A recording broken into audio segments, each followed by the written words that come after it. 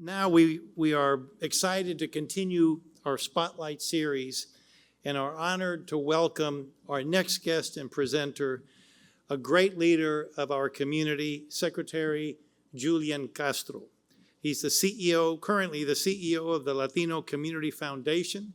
He has dedicated his life to public service, focusing on expanding economic opportunity and fostering community engagement. He's a San Antonio native. He began his career on the city council and became mayor at age 26, later serving as the U.S. Secretary of Housing and Urban Development under President Obama. In 2019, he became a candidate for president, advocating for immigration reform and economic equity. Today, Secretary Castro will share with us the groundbreaking and transformative work of the LCF and show us what they're doing and the significant differences that they're making in their community. So ladies and gentlemen, please join me in welcoming Secretary Julian Castro. Thank you for being here. Good morning. Buenos dias. Thank you so much for that introduction. And, you know, it's wonderful to see so many familiar faces in the room and to hear inspiring stories of entrepreneurship and success. And I want to congratulate everybody in this room on the wonderful success that they've had. I know that that success has come through a lot of hard work and through generational effort in our community. We're excited at the Latino Community Foundation to sponsor this event because our mission is to unleash the civic and economic power of Latinas and Latinos in our country.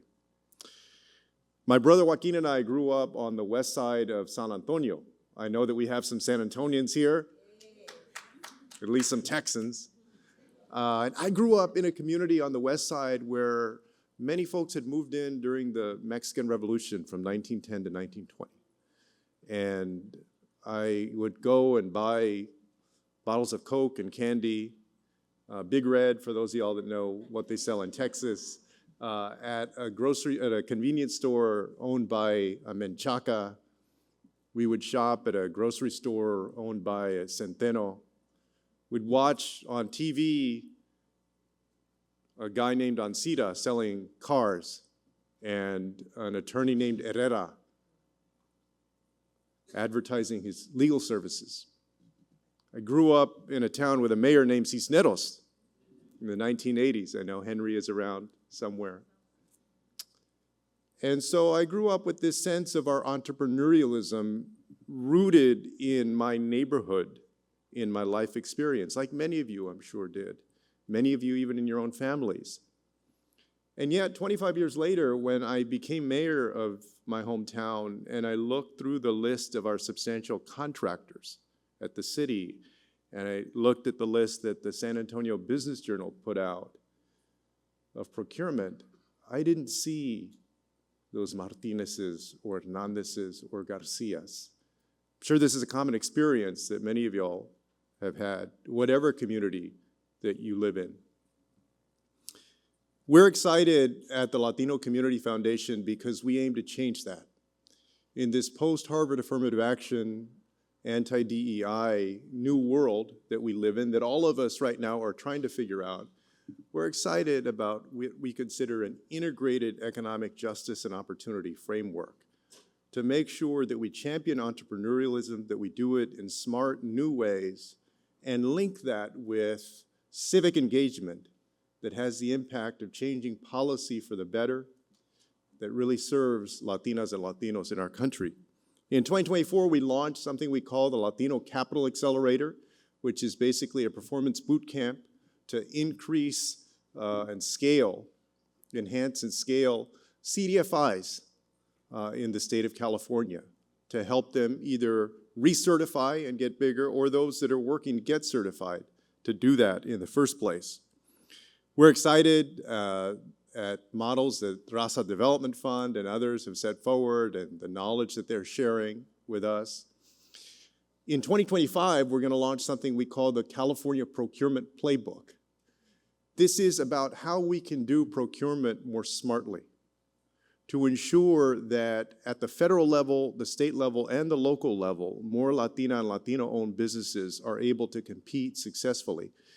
The special thing about this is, though, that we're focusing on those businesses that are already in the system and ready to scale. So we feel like this is a 1-2 punch to invest in more CDFIs and access to capital, and then to focus in on areas that don't traditionally get focused in on enough.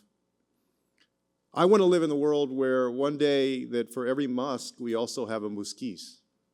For every Kroc, we also have a Garcia. Where every Ford, for Ford, we have a Fernandez.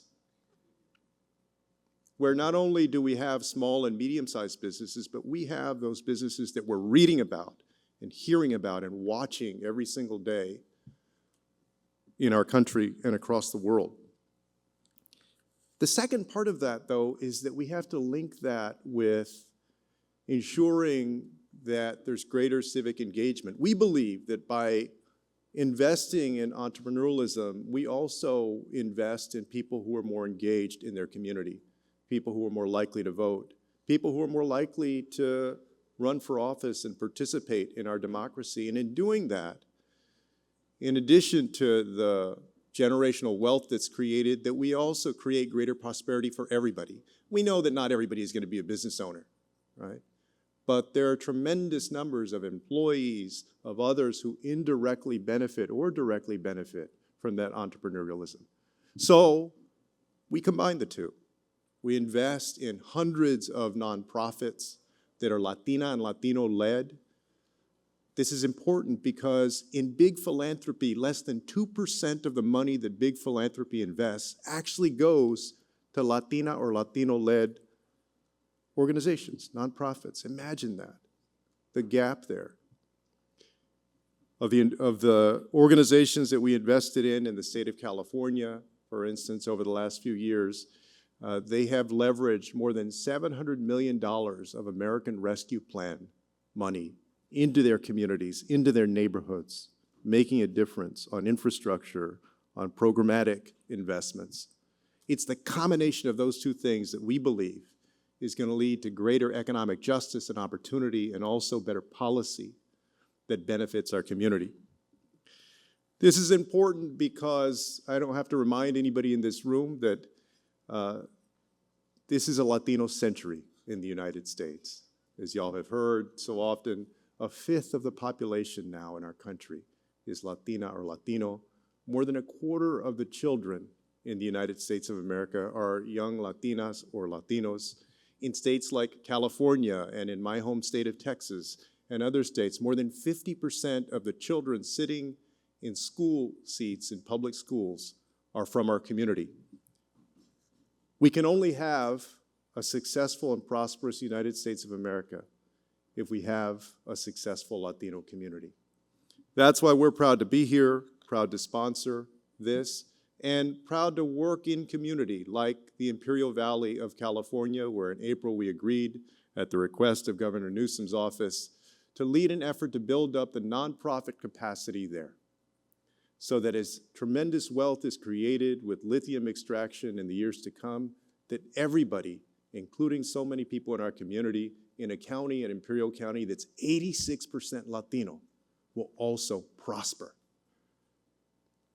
Thank you so much for the things that y'all do, the investments that you make each and every day. Together, I'm convinced that when we invest in the Latino community, we don't just invest in one people, that we invest in our country. And in doing that, we create a brighter future for everybody. Gracias. Thank you.